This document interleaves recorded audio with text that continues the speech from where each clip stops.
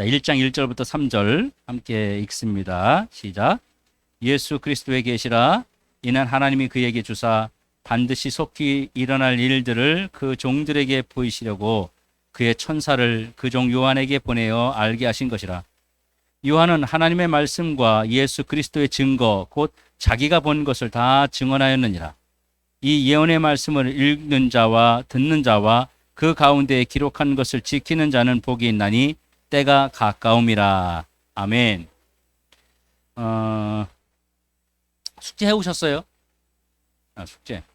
예, 닥순 읽어오기. 예, 5번 읽어오고 또 뭐 써오신 분도 있고 하여튼. 예, 다음부터 이제 숙제 검사도 제가 이제 할 거니까 하시고요.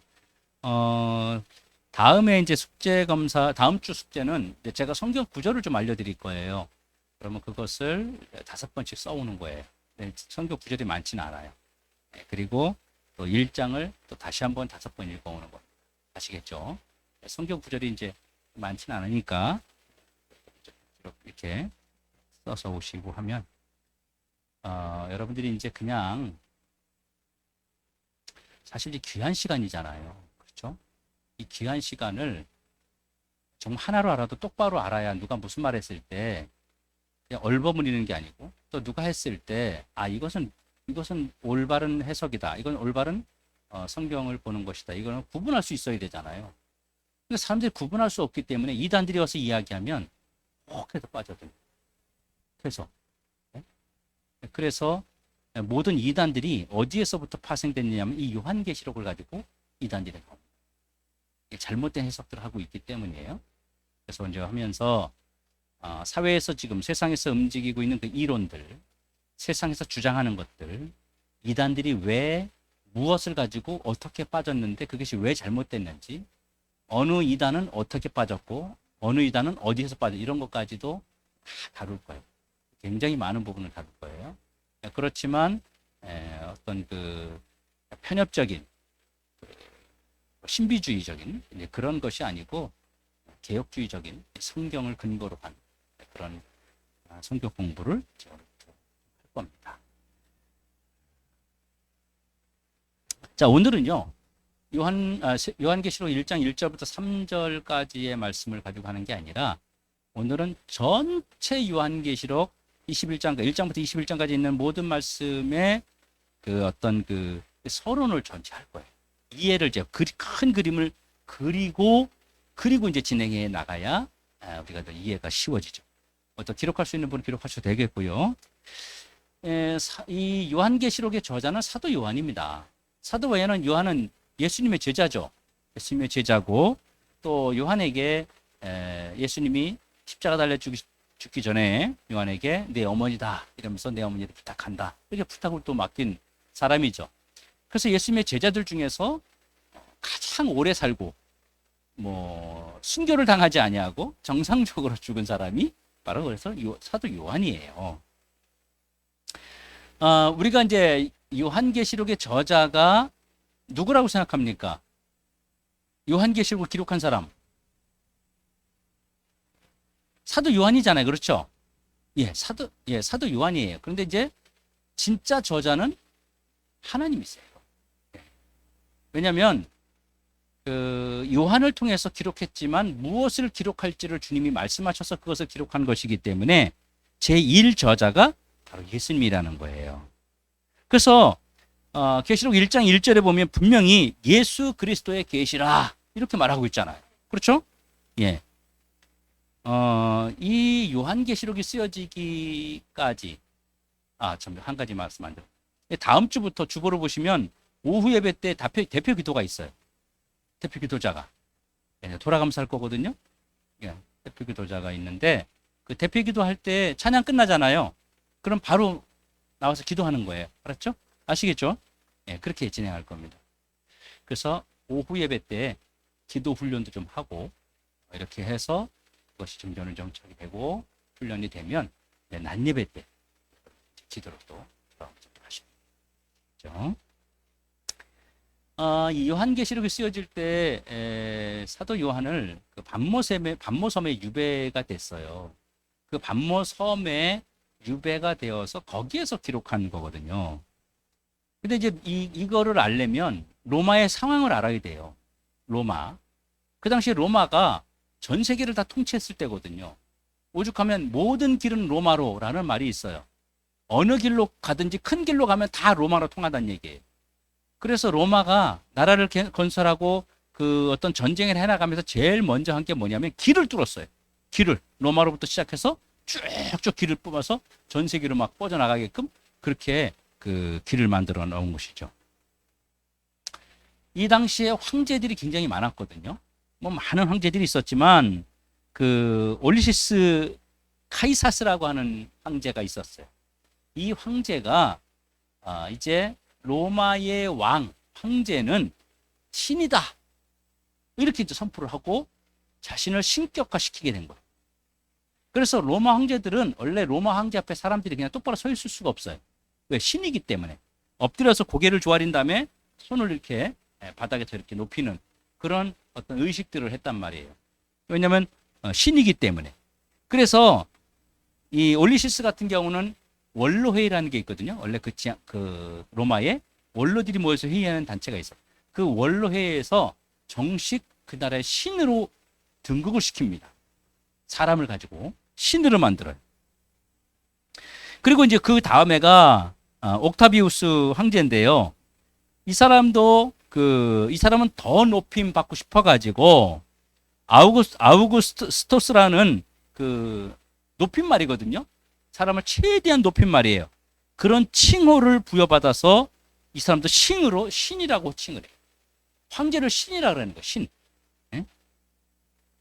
그러나 그는 우상을 만들거나 제사를 강요하진 않았어요. 자신을 신으로 여겼지만 막 제사 지내거나 뭐 이렇게 하지는 않았어요. 그 다음에가 티베리우스인데요. 이 티베리우스 황제를 이 사람도 황제를 숭배했고 자신이 신인 되는 것을 이 사람은 거절한 사람이에요. 나는 그냥 단순한 그 황제다. 난 신 아니다. 이렇게 했던 사람이에요. 그 다음에 칼리큘라라고 하는 사람도 있었는데 이 사람도 그 자신을 신격화하는데 전념했어요. 얼마나 저 사람은 다 신이 되고 싶어 하잖아요. 자기가. 어디 가든지 자기 말이 곧 신의 말이에요. 그렇게 통치를 하고 사람들에게 그 선포하고 그랬죠.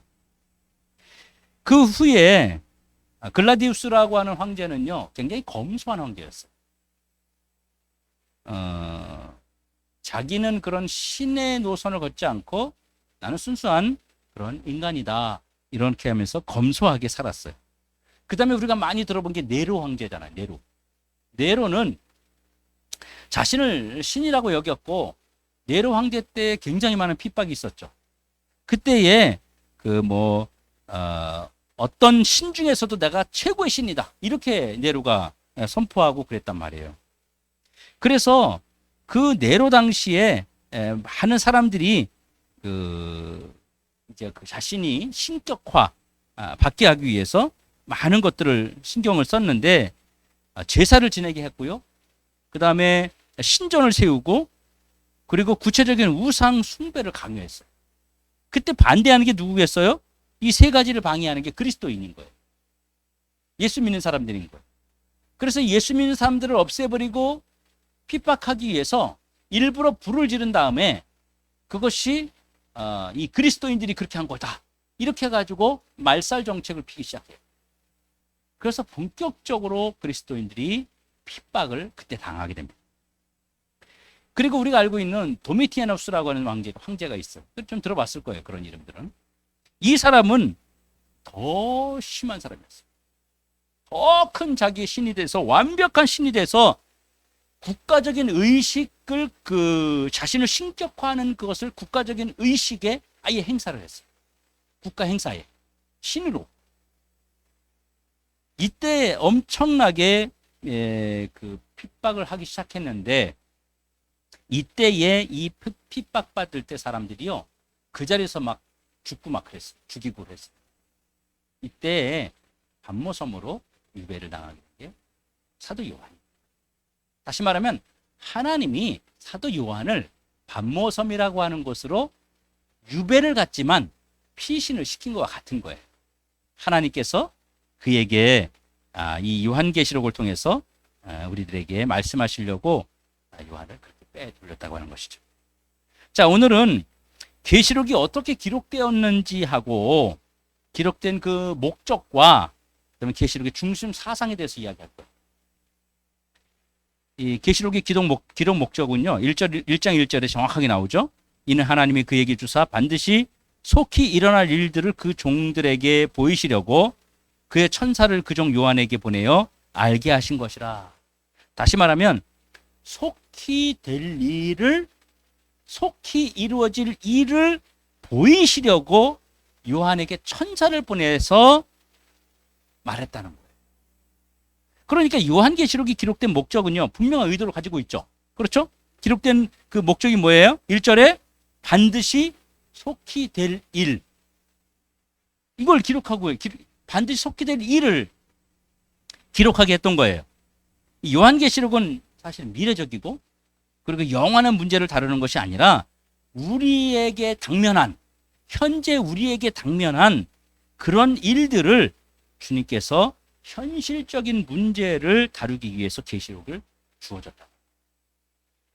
많은 사람들이요, 이 계시록을 풀 때 그 계시록 자체가 현대적인 문제가 아니라 먼 미래, 알 수 없는 먼 미래에 대한 이야기라고 사람들이 생각을 하고 있어요, 지금. 그래서 여기에 큰 오류가 생기게 된 겁니다. 예수님께서 요한에게 계시록을 보여주신 이유는 바로 지금 현재에 당하고 있는 문제, 그 문제를 해결하고 그 문제를 해결할 수 있는 그 열쇠로 하나님께서 계시록을 주셨다. 현재의 문제 해결할 수 있는 열쇠를 주신 거예요. 또 하나는 천사를 요한에게 보내셨다 그러잖아요. 그렇죠? 근데 사람들이 이렇게 생각을 해요. 하나님께서 천사를 요한에게 보냈기 때문에 하나님의 말씀을 천사를 통해서 전달한 것처럼 오해를 해요. 왜냐하면 근데 이제 그게 잘못된 사상이에요. 하나님이 직접 말씀하신 거예요. 왜냐하면 구약에서 보면 하나님의 영, 그렇죠? 천사 이런 이야기를 많이 하고 있지만 실제는 누구예요? 주의 사자 뭐 이거 다 천사잖아요. 근데 하나님이거든요. 그게 성경을 쓰는 원리예요. 그렇게 표현을 했지만 그것은 하나님이란 말이에요. 그러니까 지금 요한계시록을 기록하게 한 중간에 천사가 와서 말해주었지만 그건 천사가 아니라 천사를 통한 어떤 중간 단계를 거친 것이 아니라 하나님이 천사라고 성경적 표현을 하고 하나님이 직접 말씀하신 거라는 얘기예요. 그렇지 않으면 어떤 문제가 생기느냐? 이 말씀이 한 번 더 걸러지는, 더 약화되는 게 돼요. 예를 들어서 제가 여러분에게 직접 무슨 얘기를 했을 때 하고 제가 문자를 보낼 때 여러분에게 개인적으로 딱 문자 보냈을 때 하고 단체톡에 딱 보냈을 때 하고는 느낌이 다르잖아요. 그렇죠? 그런 거와 같은 거예요. 그래서 특별한 경우에는 제가 개인적으로 다 전체를 다 문자 보내잖아요. 이런 생각들을 갖고 있는데 그거는 하나님이 바로 직접 말씀하신 것이다. 이런 생각을 우리가 이런 그 눈으로 성경을 보아야 되는 거죠. 지금 초대교회는요, 그 상당한 고난과 핍박, 환란으로 인해서 아주 극도의 혼란기를 겪고 있어요. 이 성경 요한계시록을 기록할 때. 왜냐면 아까 뭐라 했어요? 그 황제들이 자기를 신격하기 위해서 핍박하고 그리스도인들을 막 죽이고 이런 일들을 했을 때가 초대교회 때예요. 이런 초대교회의 혼란스러운 상황으로 인해서 성도들이 겪고 있는 그 신앙적 위기의 상황들을 계시록에 보이지 않는 기록 목적이라는 거죠. 그들에게 힘을 주기 위해서. 하나님이 요한을 통해서 이 말씀을 특별히 열어주셨다는 사실을 우리는 잃어버리면 안 돼요. 성도들을 위해서 열어줍니다. 하나님의 자녀들이 지금 고통당하고 핍박당하고 환난을 당하기 때문에 그들에게 하나님이 힘을 실어주기 위해서, 비전을 심어주기 위해서 계시록을 주신 거예요. 현실적인 문제, 고난받는 성도들이 어떻게 현재 닥친 그런 문제들을 해결하고 더 강한 그리스도인으로, 더 교회다운 교회로 설 수 있는가를 하나님 보여주시기 위해서 우리에게 말씀해 주신 메시지이기 때문에 계시록에 대한 어떤 성도들의 선지식이 바뀌어야 된다고. 무서운 책이야. 무서워. 니는 잘못 해석하면 안 돼. 그게 아니고 하나님이 저와 여러분을, 우리 교회를, 이 시대에서 한국 교회와 전 세계에 있는 뭐 이런 또 고난받는 성도들을 바로 세워서 힘을 주기 위해서 기록한 우리에게 힘이 되는 말씀이라는 거예요. 하나님이 계시록이라는 책을 주셨을 때는요, 이것이 현실을 해결하라고 하나님이 주신 거지, 현실이 아니라 그들이 죽고 난 후에 훗날에 있을 일을 알려주시는 거는 힘이 안 되잖아요, 사실은요. 지금 당장 힘들어 죽겠는데, 너무 고통스러운데 하나님이 걱정하지 말아라. 앞으로 먼 훗날에는 너의 고통이 없어질 거다. 이게 뭔 소용이 있냐고요. 그렇죠? 지금 힘드니까 지금 그걸 해결할 수 있는 길을 열어주셔서 성도들이 그 힘든 환경 가운데에서도 그 말씀을 받고 견디자. 이기면 주님이 우리를 도와주시는구나. 이런 게 이제 알게 되는 것이죠. 그래서 사람들이 요한계시록을 뭔가 엑스타시하고 신비한 어떤 것으로 자꾸 생각하니까 다른 데는 다 읽는데 요한계시록은 잘 안 읽어. 사람들이. 왜? 잘못 해석하면 안 돼. 잘못 보면 안 돼. 무서워. 무서운 말씀이 아닌데 그렇게 생각하는 것들을 우리가 버려야 된다고 하는 거죠. 또 하나는 이 계시록에 우리에게 보여주시는 그 아주 중요한 사상 중에 하나가 있어요. 그것은요, 세상의 환난과 고난의 배후에는 사탄이 있다는 것을 성경이 말해주고 있어요. 요한계시록이 그거 말해주는 거예요. 우리의 환난과 고통과 어려움 뒤에는 사탄이 있다. 그 사탄은 뭐예요? 용, 짐승, 바벨론, 이런 거로 성경이 표현해요. 환난과 고난의 배후에 사단이 있는 거 있고, 또 반대로 성경에서 말하는, 요한계시록 말하는 게 바로 성도들과 교회의 배후에는 그리스도가 계시다고 하는 것을 말해주고 있는 거예요. 그래서 계시록 전체 속에는 이 땅에서 성도가 겪는 고난, 환난, 핍박, 이런 것이 용의 세력, 그런 것을 갖고 오는 용의 세력이 있다면 성도들의 고난과 핍박과 환난을 이기는 영적인 에너지가 있는데, 이 영적인 에너지를 이끄시는 예수님이 계시다는 것을 요한계시록이 동시에 우리에게 보여주고 있는 거예요. 그런데 계시록을 이상하게 해석하는 사람들은요, 바로 이 고난과 환난과 핍박을 일으키는 용의 정체, 바벨론의 정체, 어둠의 정체, 짐승의 정체, 이거는 막 굉장히 크게 설명을 해요. 대단하게 설명을 해요. 그런데 그 뒤에 숨어 있는 하나님의 능력과 예수 그리스도의 능력은 축소시켜서 이야기한단 말이에요. 그래서 사람들이 요한계시록을 무서워하는 거예요. 아니 보세요. 요한계시록에 결국은 우리를 위한 축복에 대한 말씀이거든요. 그것을 알면 이게 무서워요, 안 무서워요? 안 무서워요. 근데 여기 그거는 생각지도 않고 그거는 뒤로 감춰버리고 무서워. 사탄이, 용이, 뱀이, 바벨론이, 거짓 선지자가 그것만 엄청 크게 기억을 하니까, 그것만 자꾸 부각을 시키니까 이게 해석의 문제가 자꾸 생기는 거예요. 오류가 생기는 거예요. 진짜는 그게 아니라니까요. 진짜는, 그렇죠? 진짜는 하나님이 그것을 말씀하려고 하는 거 아니라 그 뒤에, 그렇지만 내가 너희들을 지키고 있고 내가 너희들을 이거라 말씀하려고 하는 거예요. 아니 실제 진짜 말하는 건 안전하고, 이래서 둘이 말하는데 제가 말한 얘기는 진짜 안전하고 엉뚱한 얘기만 다 저는 무서워. 목사님 엄청 화났어. 이것만 얘기하는 거예요. 그 뒤에 왜 화났는지, 그런데 그랬는데 목사님이 어떻게 지금 하고 이러는 걸 얘기해야 되는데 삐졌어. 이것만 얘기를 하는 거야. 그러면 이게 문제가 생기는 거죠. 해석에 문제 생기는 거잖아요. 그러면 그다음부터 어떻게 해요? 저를 볼 때 멀리서 보면 싹 피해가는 거야. 피해가는 거야. 요한계시록을 사람들이 그렇게 보고 있다고.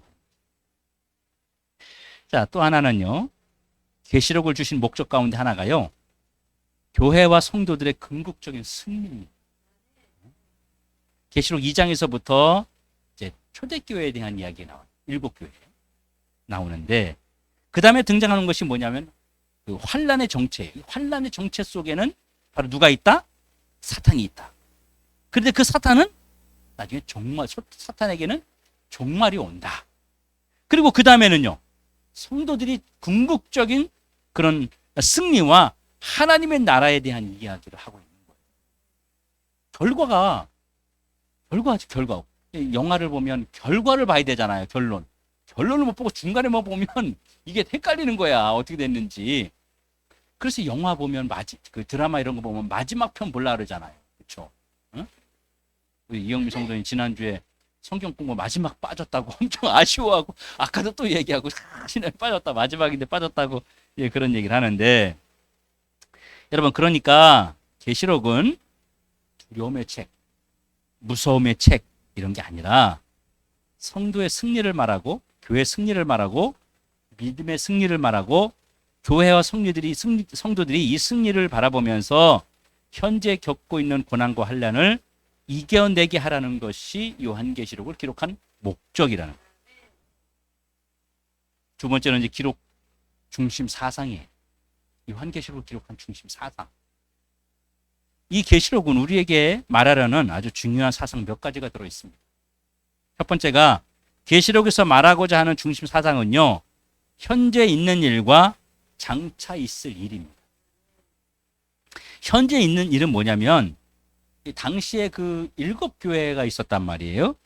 7교회 안에서 일어나는 현상들을 통해서 교회와 오늘날의 교회를 말하고 있는 거예요. 그 당시에 7교회만 말하는 게 아니라 그 교회가 현재 우리가 살아가는 이 시대에 성도와 교회들의 모델이란 얘기, 샘플이란 얘기예요. 그걸 보여주시기 위해서 그 7교회를 주님이 얘기하신 거예요. 현재 교회들이 어떻게 위기와 문제를 대적할 것인지 이 길을 알려주는 것이 바로 계시록에서 우리에게 말하려는 중요한 사상 중에 하나라고 하는 거예요. 계시록에 나와 있는 7교회는 단순히 그 당시의 교회만의 문제가 아니라는 것이죠. 자, 두 번째는 장차 있을 요한계시록, 장차 있을 일은요, 이 계시록 4장에서 22장까지 나오는 일들이거든요. 이제 본격적으로 1장, 2장 넘어가서는 이제 7교회 나오고요. 이제 4장부터는 진짜 일어나는 일들, 마지막까지 쭉 연결되죠. 장차 있을 일들의 핵심적인 원리는요, 두 가지예요. 하나는 고난받는 교회와 성도들이 있을 것이다. 이 마지막 때에 고난받는 성도들, 환난에 들어가 있는 성도들이 있을 것이다. 그리고 이 고난 속에서 궁극적 승리의 교회와 성도들, 이것이 바로 장차 있을 일이다 하는 것을 말하는 겁니다. 4장부터 20장 전까지 그 많은 고난, 재앙, 이런저런 그 굉장히 많은 이야기들이 나오는데, 그 많은 이야기들의 핵심은 성도들, 교회가 고난을 받는다, 이 이야기를. 그리고 계시록의 마지막에는요, 끝에 가서는요, 고난받는 교회와 고난받는 성도들은 반드시 승리한다. 교회와 성도들을 고난 속에 몰아넣은 정체가 사탄인데, 그 사탄은 반드시 무적행에다가 하나님이 집어넣어 버린다. 불못에 던져지게 된다는 사실을 성경이 궁극적으로 말하고 있는 거예요.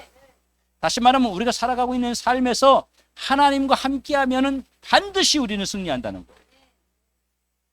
세 번째는 계시록 중심 사상은요, 교회와 세상 싸움이에요. 지금 교회와 세상 싸움이잖아요. 이런 거 다 제가 말씀드릴 거예요. 현재 일어나는 일들 있죠.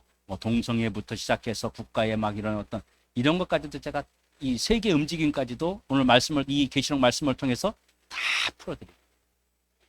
그게 보이면 세상 움직이는 게 보여요. 사람들의 심리와 중독되는 거 있죠. 그 보이스피싱에 빠지고 이런 거. 그냥 있는 거 아니에요. 이단에 빠지는 거. 이런 거 그냥 있는 거 아니에요. 다 영들이 어떻게 움직이는지 성경을 통해서 다 풀어드릴 겁니다. 이 교회와 그 세상과의 싸움, 이 교회는 바로 지상교회를 말하는 거예요. 이 땅에 있는 지금 현재. 이 지상교회는 반드시 사단의 지배 아래에 있는 이 세상과 필연적으로 싸울 수밖에 없어요. 무조건 싸우게 돼요. 싸움이라는 게 뭐예요? 싸움. 마이너스적인 거 보면 마이너스로 보면 어때요? 남의 것을 빼앗는 것이고 정복하는 것이고, 그렇죠? 남의 것을 소유하기 위해서 싸우는 거예요. 그런데 반대로 플러스적인 그런 부분을 본다면요, 내 것을 지키기 위해서 싸우는 거죠. 그렇죠? 내 것을 지키기 위해서, 그 내 것을 보호하기 위해서 또한 싸우는 거예요. 그러니까 그 교회와 세상이 궁극적으로 싸우게 된다는 말은, 사탄은 이 교회와 성도들을 짓밟으려는 것이고, 교회는 이런 사단의 그 세력을 막아내는 필사적인 신앙 행위인 거예요. 이게 싸움이라는 게. 예? 이것이 바로 싸움인데요, 사탄은 우리를 무너뜨리려고 어떻게 합니까? 잘 보세요. 사탄은 우리를 무너뜨리려고 말만 해요? 아니에요. 사건을 만들어내고 문제를 만들어내잖아. 말로만 내가 너 가만 놔둬라 봐라. 사탄이 그러지 않잖아요. 사탄은 직접적으로 우리를 힘들게, 병들게 만들기도 하고, 문제가 생기기도 하고, 어떤 여러 가지 사건들을 그게 뭐냐면 우리 멱살을 잡는 거예요. 멱살 잡고 막 우리를 흔들고 괴롭히는 거예요.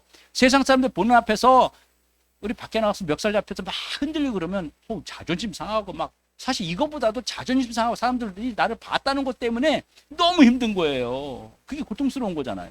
그렇죠? 저 단둘이인데 집사님이 나한테 막 멱살 잡고 막 이러면 그건 아무도 못 봤으니까 들 그래. 근데 다른 사람들 다 있는데 막 그러면, 제가 강단에 그다음 쓸 때 우리 성도들이 어떻게 생각을 할까, 이런 생각을 할 거 아니에요. 그게 더 힘든 거예요, 사실은요. 그런데요, 사탄이 우리의 멱살을 잡고 막 흔들어요.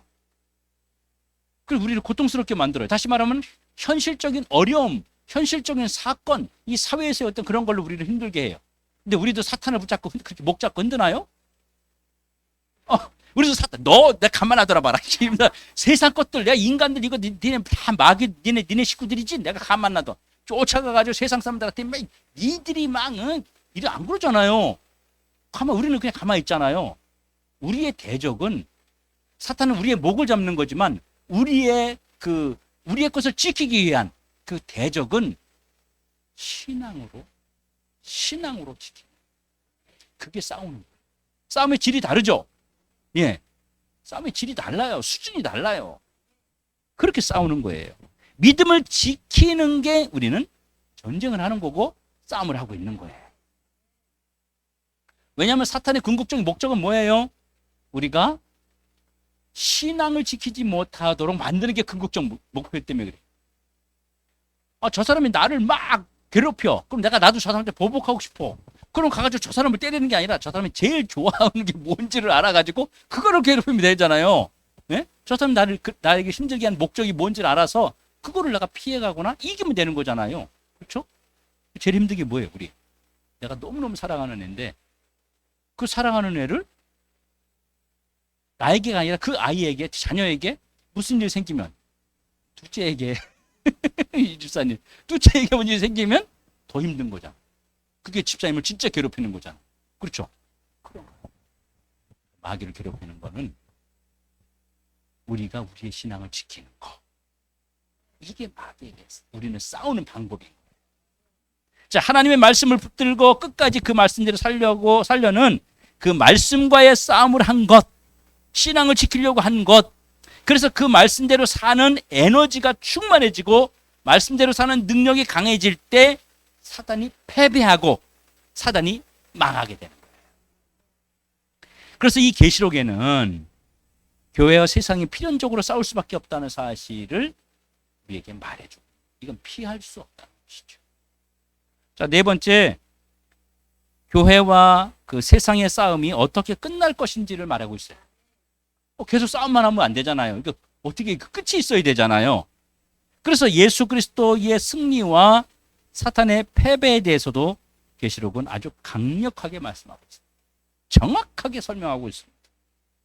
여러분, 계시록에서 예수 그리스도의 승리는요, 뭐의 승리예요? 예수님이 승리하셨다, 그거는요, 교회의 승리. 교회는 저와 여러분이 교회라 했잖아요. 우리 개인이 교회라 그랬잖아요. 그렇죠? 우리 스스로가 교회예요. 그러니까 교회가 교회다운 교회로 세상을 이겼다는 말이거든요. 예수님이 승리했다. 성경에서 계시록에서 이 예수님이 승리한 모습은 바로 우리의 승리를 말하고 있는 거예요. 그래서 그래서 이 교회를 뭐라 그래요? 예수 그리스도의 피값을 회였다라고 교회의 머리 대신 예수라 그러잖아요. 그렇죠? 그 예수님이 승리한 것은 교회, 이런 교회도 되지만 우리 스스로의 신앙을 지키는 나 자신이 승리한 것을 말하는 것입니다. 그래서 예수 그리스도께서 승리하신다는 사실, 교회가 승리할 수밖에 없다는 사실을 아주 많이 세밀하게 기록해 놓았어요. 자, 지금부터 있는 것들은 조금 이제 좀 말씀을 좀 기록하셔서 이게 숙제거든요.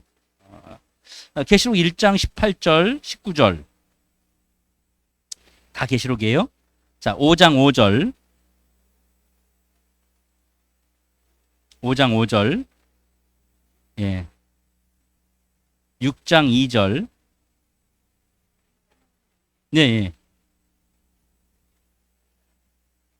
아직도 5장이에요? 5장 5절, 6장 2절, 12장 3절, 10절, 13장 1절, 20장 2절,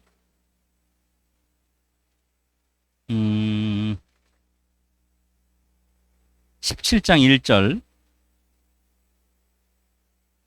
예, 14장 8절, 20장 10절, 18장 2절, 예, 그렇게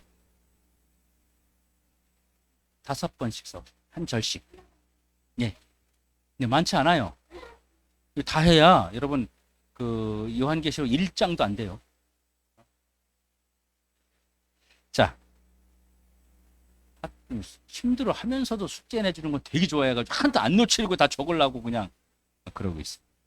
자, 계시록에 이렇게 제가 말씀드린 이런 곳에서 예수님이 교회와 더불어서 승리하신다는 사실을 성경이 강력하게 말하고 있습니다. 강력하게. 이걸 여러분들이 쓰면서 기록을 하면 숙제를 하면서 아, 진짜 이렇게 승리하게 하시는구나, 반드시. 이런 것들 여러분이 성경적으로 확신을 갖게 됩니다. 반면에 예수 그리스도의 승리만 말하는 것이 아니라 사단의 패배, 사단의 멸망도 성경이 똑같이 말하고 있다는 것이죠. 18장 2절에 보면요, 큰 성 바벨론이 무너질 것이다, 이렇게 얘기해요. 그리고 또 귀신의 처소와 모든 더러운 영들이 모이는 곳, 이렇게 얘기하거든요. 이게 바로 지옥을 말하는 거예요. 지옥. 하나님이 이곳에 영원히 가두어 버리겠다는 거예요. 여러분, 무적행이라는 게 어떤 건지 아세요? 무적행. 막 무적행 그러니까 다 타고나면 죄를 담아놓는 뭐 이런 생각할 수 있잖아요. 밑에 그냥 뻥 뚫린 상태예요. 근데 이게 깊이가 한도 끝도 없이 끝이 없이 빠지는 거. 그냥 바닥이 있는 게 아니라 그냥 쭉 빠져. 너무 깊어서, 예, 너무 깊다는 걸 그렇게 표현해. 못 나오는 거예요. 어느 정도 돼야 기어서 올라오든지 뭐 어떻게 뭐 이렇게 벽을 붙잡고 어떻게 그게 안 되는 거예요. 그냥 바닥이 없다니까, 밑이 없다니까 그냥 쫙 빠지는 그곳에 가둬버린다는 거예요. 주님이 이 요한계시록을 통해서요, 여러분들 신앙이 진짜 성장하고요, 여러분이 행하는 거 뭐 하는 거 할 때 정말 조심스러워요. 악의 진면 어떤 형벌이 오고 어떻게 결과가 되는지 아니까, 야, 정말 내가 어떤 일이 있어도 하나님은 절대 놓으면 안 돼요. 이런 확신과 신앙이 닿더라고요. 그 이후에 죽음이 사탄과 함께 어떤 고통과 어떠한 곳에 멸망을 당하게 되는지를 많이 자세히 알게 돼요. 그래서 그런 걸 보면, 아, 나는 이런 부분에 그래도 하나님 보호해 주셨구나. 지금 나의 귀를 열어주신 거고 눈을 열어주신 거고 하나님의 인도하심이 아니면 불가능하게 돼요. 그런 것들을 정말 자잘하게 느끼게 됩니다. 자, 5번째, 계시록의 중심 사상은요, 믿음을 지키고 인내하라는 거예요. 성도가 믿음을 지키고 인내할 때 성도가 예수 그리스도를 통한 궁극적 승리가 우리 안에 보장된다는 사실을 우리는 기억해야 된다고 하는 것이죠. 그럼 우리가 믿음을 지키고 끝까지 승리하기 위해서 어떻게 해야 될까요, 그러면? 가장 중요한 것은요, 우리는 죄와 싸워야 됩니다. 죄와 싸워야 돼요. 이게 계시록이 말하고 있는 아주 중요한 중심 사상입니다. 죄라고 하는 것은 어디서 온 거예요? 그렇죠. 바로 사탄에게서 오는 거예요. 우리가 죄를 무서워하고 죄와 결별하고 죄와 싸워 이기는 노력을 해야 된다는 거예요. 성도가 죄를 무서워하지 않는 것은요, 사단에게 자신의 삶을 허용해 버리는 거예요. 네 마음대로 해라, 나를. 뭐 집에서 이렇게 뭐, 아이 그러든지 말든지. 이제 우리 아내가 뭐 저녁에 뭘 먹죠, 뭐 그래. 아 근데 뭐 이것도 좀 그래야든지 뭐. 목사님 무슨 의견이 없어요? 의견 없어 나는 그냥. 아니 어떻게 사람이 그럴 수 있어요? 아무 의견도 없이 그냥 주는 대로 먹고 먹자는 대로 먹고. 나는 원래 그래. 여러분 사탄은 수단과 방법을 가리지 않아요. 그리고 교회와 성도들을 끊임없이 무너뜨리려고 하고요, 미혹하고요, 그리고 교회를 파괴시키고, 그리고 성도들을 분열시키는 게 목적이에요. 그런 목적의 한 가운데 성도들에게 무엇을 가져다 주느냐? 죄를 짓게. 자, 다시 말할게요. 사탄의 근본적인 목적은 교회를 무너뜨리고 성도들이 분리되게 만들고 하나 되지 못하게 만들고, 그리고 어떤 죄를 자꾸 짓게 만들므로 인해서 결국은 성도들이 마귀에게 눌려 살고 교회가 무너지고, 이 우리가 교회 공동체가 무너지고 개인의 공동체가 무너지는데, 그 이면에는 항상 뭐가 있냐? 죄라고 하는 것이 있어. 그 죄가 아니 목사님 뭐 우리가 뭐 아니에요. 첫째, 나를 생각하는 이기주의. 그렇죠? 이것도 다 죄잖아요. 욕심, 시기, 나만 드러내고 싶은 거, 자랑하고 싶은 거, 이런 것들이 근본에 깔려 있어요. 그걸 가지고 사탄이 사용을 하는 거예요. 그래서 죄와 싸우는 것이, 이 교회가 없으면요, 여러분 그런 죄와 싸울 수 있는 기회가 없어요. 그거 아시죠? 세상에서 어때? 다투거나 미우면 안 보면 돼 그냥. 근데 교회는 어때? 그래도 봐야 돼. 왜 이렇게 목사님 얼굴이 눈에 들어오는지 봐야 돼. 힘들어도 봐야 돼. 말 듣고 싶지 않은데 말 들어야 돼. 밥 같이 먹기 싫을 때 같이 먹어야 돼.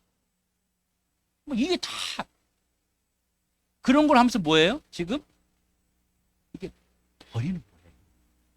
죄를 버리는 거예요. 죄는 뭐예요? 그냥 버리는, 그냥 안 만나는 거예요. 상대 안 하는 거예요. 그냥 미워하는 거예요. 근데 교회는 그게 안 돼. 어떻게든 해결을 해야 돼. 예, 죄와 싸우는 게 싸우는 게 믿음이고요. 죄와 싸우는 게 인내. 그 과정을 통해서 성장하는 거예요. 두 번째, 믿음의 정조를 지켜야 돼요. 이 요한계시록 14장이에요. 그 14만 4천 명이 나와요. 많이 들어봤을 거예요. 14만 4천. 이거 다 할 거예요. 지금. 이단들이 이 14만 4천 명을 가지고 이단에 빠진 이단들이 진짜 많아요. 그거 가지고. 근데 사람들이 너무 미련하지 않아요? 거기에 빠진다는 게. 자, 한 가지만 예를 들어볼게요. 뭐 할 게 너무 많으니까. 14만 4천 명만 구원받는데요. 야, 여호와 증인도 맨날 얘기하는 게 14만 4천 명이에요. 여호와 증인도 14만 4천 명만 구원받는다는 거예요. 자, 그래서 14만 4천 명이 안 됐어. 걔들은 다행이야. 안 돼서 계속 그러고 있으니까. 만약에 넘었으면 어떻게 할 뻔했어? 넘었으면 할 말이 없잖아. 자, 신천지 걔들도 14만 4천 명이에요. 그때 14만 4천 명이 넘어버렸어. 그러니까 어떻게 할 말이 없잖아. 그래서 시험을 본 거야. 시험 봐서 시험을 한 달 동안 공부시켜가지고 교재 주고 공부해와. 그래서 쫙 강당에 앉아서 시험지 딱 주고 전체 신천지 교인들 다 시험 보게 만든 거예요. 시험 봐가지고 점수를 해가지고 떨어뜨리는 거예요. 근데 어떤 사람 떨어뜨리냐? 나이 먹고, 돈 없고, 지식 없고, 힘 없고, 능력 없고, 이런 사람들 다 떨어뜨리는 거예요. 왜? 정상적인 사람 떨어지면 어떻게 되겠어요? 도움이 안 되잖아. 여러분, 이단은요, 무조건 돈하고 관련돼 있어요. 돈 싹 뺏기면 버려요. 아, 진짜. 흥분해. 이게, 여러분, 그렇잖아요. 야, 저 어떻게 빠지지? 이런 거 있잖아요. 그렇죠? 어떻게 저런 데 빠지? 이해가 되지 않잖아. 사람의 힘으로는요, 못 빠져. 누가 하겠어요? 마귀가요. 어떻게 하는지까지 다 알고. 그 보이스피싱 당하는 것도 맞아. 혹시 보이스피싱 당한 분 있어요? 여기? 그렇죠. 당할 뻔 할 수는 있진다. 저도 그럴 수는 있으니까. 근데 당하진 않았잖아요. 이거 당하는 것도 영적으로 움직입니다. 왜 당하는지. 예, 그래서 14만 4천 명이 14만 4천 명만 구원받는다 그러는데 이 14만 4천 명은 그런 어떤 상징적인 숫자예요. 상징적인 숫자. 그러면 말이 안 되잖아요. 지금 신천지는 14만 4천 명이 넘었는데 잘라내고 어쨌든 14만 4천 명 딱 만들었어. 그리고 뭐라 그래요? 여기서 3번 이상, 2번 이상 교회 안 나오면 무조건 탈락이야. 천국 못 가. 명단에 제출되는 없어지는 거야. 이러니까 뭐예요? 이제 행위로 들어가는 거죠. 행위. 예? 또 그러잖아요. 전도해 전도. 한 명당 전도 한 명도 못한 사람 100명씩 100만 원씩 내. 이러잖아요. 제일 많이 한 사람한테 그걸 다 준다 그랬어요. 그래서 못한 사람들이 결국은 그 14만 4천 명 명단에서 떨어져 나가지 않기 위해서 돈을 냈어요. 누가 다 가져간 줄 알아요? 이만희. 지가 1등한 거야. 자기가 1등한 거야. 자기 교주니까. 지가 다 가져갔잖아. 그럼 또 맞다 그래 또 사람들이 또 와 맞다고.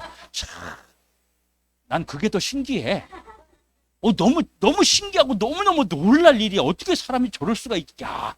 정말 기적이다. 진짜 기적은 그거야. 예수님 무리를 걸은 것보다 더 기적이야 그런 거. 에? 이 14만 4천 명은요. 예수 그리스도를 믿고 구원받는 모든 사람들을 말합니다. 창세 이후에 하나님을 믿어서 구원받은 모든 사람들을 총칭해서 14만 4천 명이라 그럽니다. 왜 그러냐? 이스라엘이 전 세계의 모든 것의 축소판이에요. 이해가 되세요? 이스라엘은 작은 나라입니다. 그 나라에 움직이는 모든 그 나라 역사 같지만 그것이 전 세계 모든 인류에게 인간의 모든 인류에게 적용되는 말씀을 한 민족을 택해서 그 민족을 통해서 그거를 우리에게 말씀하고 보여주고 있는 거예요. 거기에 12지파가 있잖아요. 이스라엘에 12지파는 이스라엘의 모든 걸 말해요. 거기에 모든 백성이 다 들어가요. 12지파. 지파에 안 들어간 사람이 없어요. 다 들어가요. 그래서 한 지파에 12,000명씩 해가지고 12지파를 다 합친 인원이 14만 4천 명. 이건 나중에 제가 더 설명 해드릴게요. 그래서 각 지파를 이제 거론한 이유가 바로 이제 동서남북 또 세계 이걸 다 말하는 거거든요. 모든 것을 말하는 거예요. 결국 14만 4천 명은 믿음을 지킨 자들이란 얘기. 그리고 숫자적으로 성경을요. 어떤 거는 문자적으로 숫자적으로 해석하면 안 되는 부분들이 많아요. 특별히 요한계시록은 더 그래요. 그런데 이제 사람들이 이렇게 자꾸 해석을 하는 거예요. 이게 이제 잘못된 방법이에요. 자, 오늘 제가 오전에 가나 혼인잔치 설교를 했어요. 가나 혼인잔치 설교를 이렇게 하시는 분들이 많아요. 이런 식으로. 어떻게 하면 여기에 피는 포도주는 예수님의 피를 상징하는 겁니다. 상징주의자. 피를 상징하는 겁니다. 뭐 그럴 수도 있겠죠. 그리고 여기에 또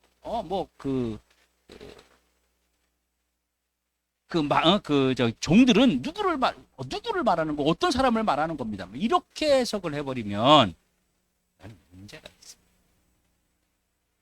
사람들이 요한계시록을 이렇게 풀고 싶은 거예요.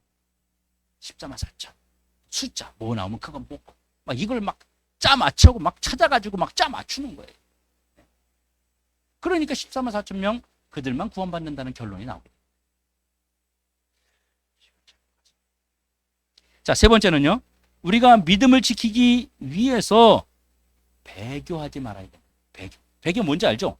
배신. 배교자들. 하나님을 버리고 다른 우상을 숭배하고 이런 배교자들이 말하는 거예요. 그래서 요한계시록 2장 10절에 보면 죽도록 충성하라래요. 죽도록. 이 죽도록 충성하라는 말씀을 교회에서는 어디에 사용하냐면 직분을 주면은 죽도록 충성해라. 여기에 갖다 접목을 시키는데 그 말씀이 아니고 뭐 그렇게 쓸 수도 있겠지만 그 의미가 아니고 마지막 환란의 때에 너희들에게 핍박이 오고 환란이 오고 어려움이 닥치는데 그럴 때에 너희들이 죽음을 내놓는 각오로 신앙을 지켜야 된다. 그걸 얘기하고 그래서 죽도록 충성하라고 얘기하는 거예요. 예? 설사 너희에게 죽음이 다가올지라도 너희에게 죽음의 위기가 온다 할지라도 배교하지 말아라. 하나님을 배신하지 말아라. 예? 목사님 저는 천주교가 맞는 것 같아요. 천주교로 이 배교예요. 배교. 예? 절대 안 돼요. 자, 계시록에서 우리에게 주고 있는 힘들고 어려운 일 중에서 하나가 뭐냐면 4장부터 20장까지 나오는 그 환란기에 많은 사람들이 배교한다는 거예요. 거기에 여러분들이 들어가면 안 되는 거예요. 배교하는 인원에. 예? 배신한다는 얘기예요. 신앙을 저버린다는 얘기예요. 교회를 등진다는 얘기예요. 왜요? 목숨을 구하기 위해서.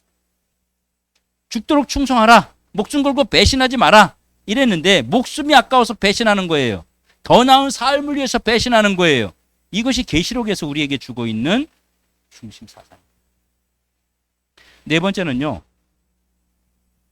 주님의 교회는 주님의 재림과 함께 완성된다는 것입니다.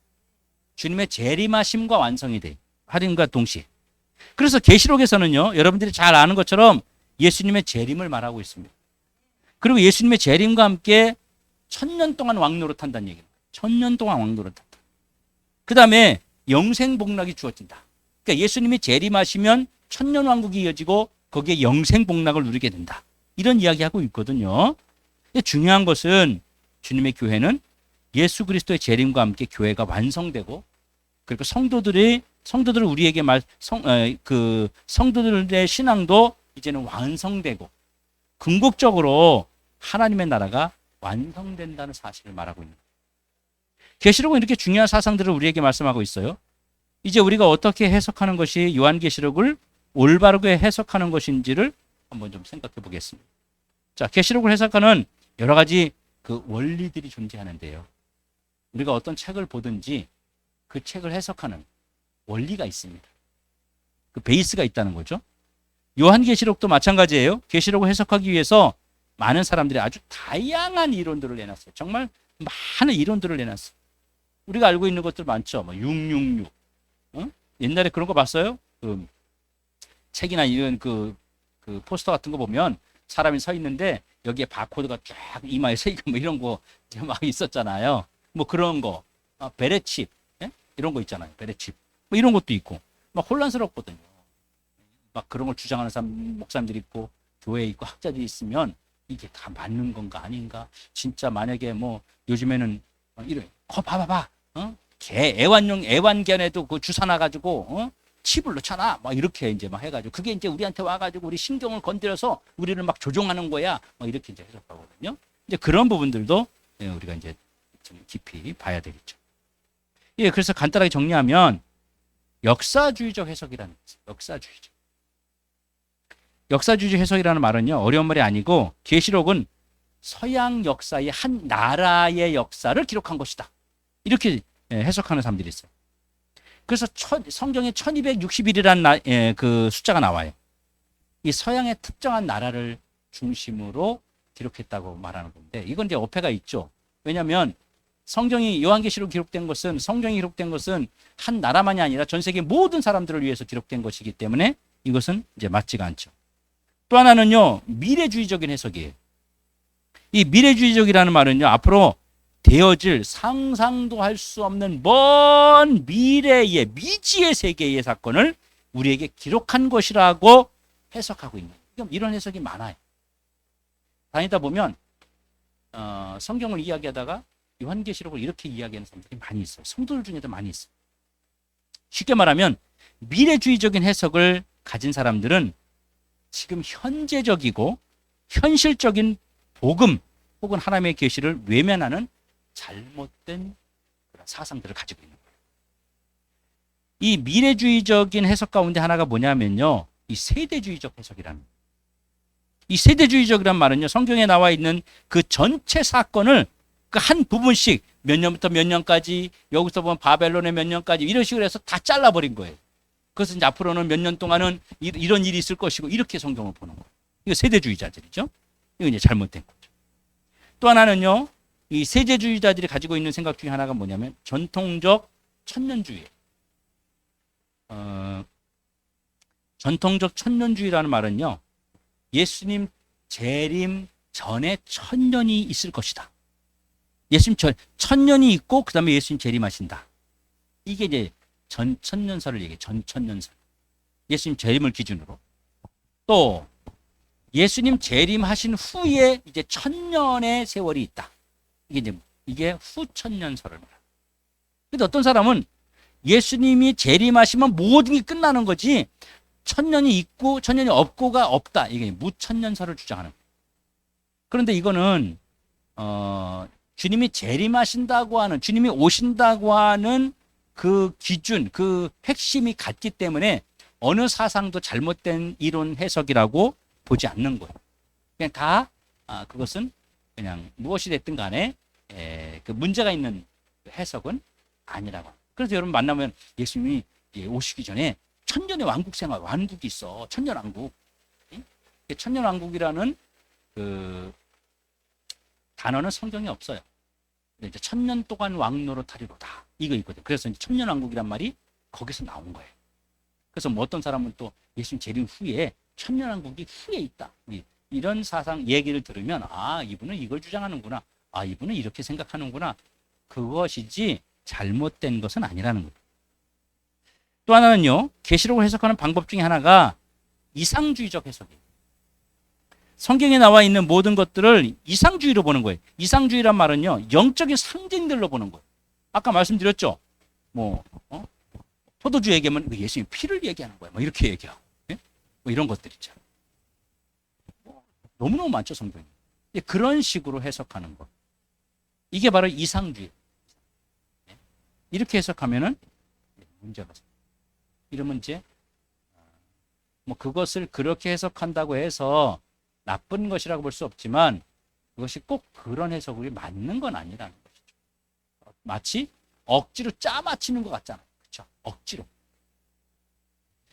자, 이제 다 끝났어요. 오늘은 이제 빨리 끝낼 거예요.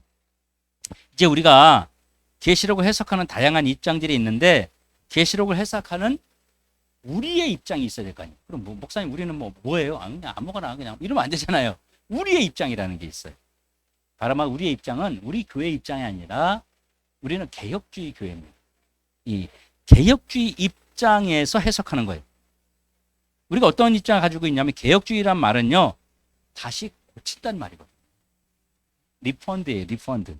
잘못된 것을 고친다는 말은 성경으로 다시 돌아간다는 얘기를 말하거든요. 완전히 성경으로 돌아가자. 이게 개혁주의란 말. 우리 교회가 개혁주의 교회입니다. 어떤 특정한 사람의 견해를 따르지 않고 성경이 무엇을 말하느냐, 성경이 어떤 것을 말하느냐, 그 중심을 두는 거예요. 성경이 우리에게 말하고자 하는 것이 하나님이 곧 우리에게 말씀하고자 하는 것이다. 그래서 참된 성경 해석 방법, 가장 정확한 성경 해석 방법은 성경이 말하는 부분을 쫓는 거예요. 뭘 성경이 말하는지를 알아가는 거예요. 이게 바로 개혁주의 입장이에요. 자, 계시록이라는 성경은요, 하나님이 계시록을 통해서 말씀하시려는 방법 중에 하나입니다. 말씀하시려는 방법이에요. 계시록에서 말씀하시려는 하나님의 목적은요, 이 성도와 교회의 궁극적 승리를 말하는 것입니다. 계속 내가 이거 얘기하고, 제일 중요한 게 이거 얘기하는 거예요. 핵심적인 요절은요, 1장 3절이잖아요. 여러분, 교회와 성도가 궁극적으로 승리하는데 장애물이 무엇인가? 이것을 말하고 있는 거예요. 그 문제를 7 교회를 통해서 그 장애물들이 이렇게 나타날 것이다.